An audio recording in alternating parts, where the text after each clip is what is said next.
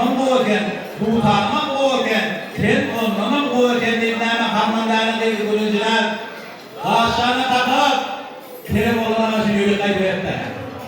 Kerim oğlan hemen bunları yanım değilim derdini var mı?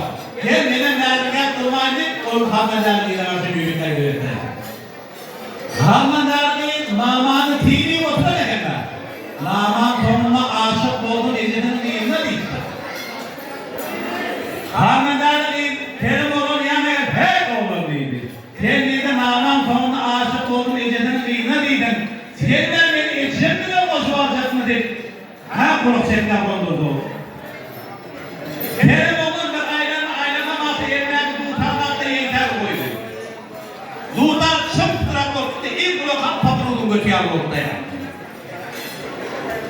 Kerim oğlan neyme Lutar'ın doğumlarını Lutar'ın altlarına salıp Biyetlerinden birini alayım kaydı verdi. Şol yolda yörük gelinen oylanı ipilek gelinen.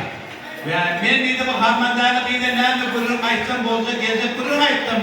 Yaman gurur aytmadım. Benim için bu gurur horlap kök koyuverdi. Ben bunları yarab tutarım. O mendesliğimin üstünü dalmış ben neymiş ben tutarım kök koyuverdim. Kaka minik geliyle ya.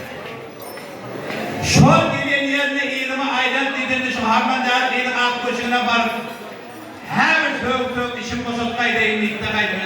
Harmanlarını Koşuna geldi bir ayağın bodanın içerisine koydu.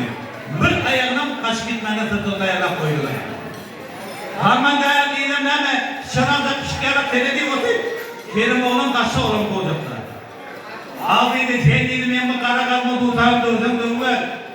Ustadım gelse, halifam gelse tekbilen geçleşemem diye. Sen bakın tekbilen tutar sanan sağdan iyileşemem. Kalma ustadım gelenine. Ne bu dedek iyileşemem diye. Lutar'ın bekleden tanedim, beş kelimede zayıftın, hani görmek ben bir.